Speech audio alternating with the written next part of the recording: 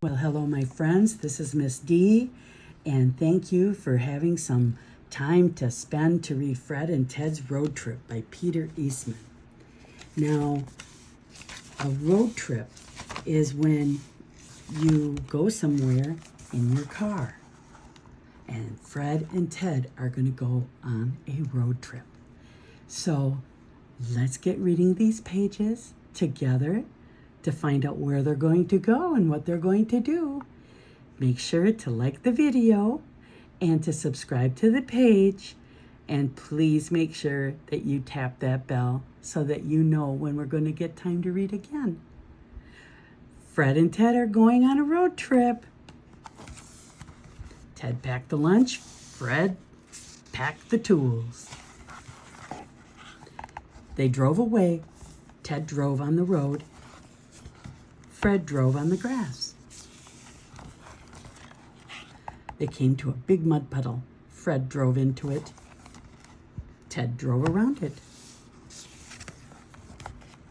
They stopped at a water hose. Ted was clean.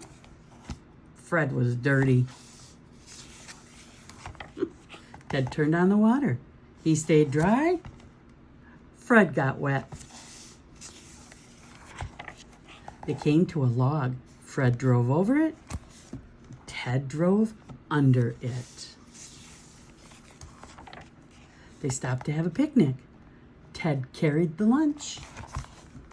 Fred spread the blanket. They're sure working together nicely. They sat down to eat. Ted felt 1 drop. Fred felt 2 drops. What's it starting to do? Kaboom! It started to rain and Ted ran to his red car. Fred ran to his green car. Ted drove in the rain. Fred drove out of the rain. They drove in the desert. Ted was cool. Fred was hot. They ran over some cactus. Fred got a flat tire. In the toolbox, Ted found a pump. Fred found a spoon. Ted pumped. Fred found apples.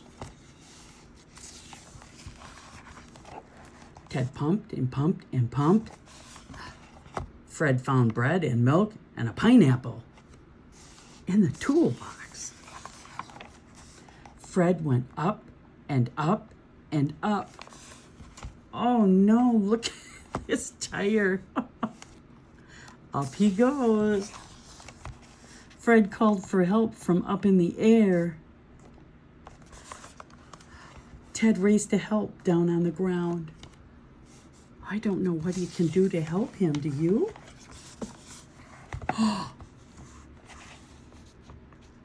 Bang! The bird stayed up. Fred went down.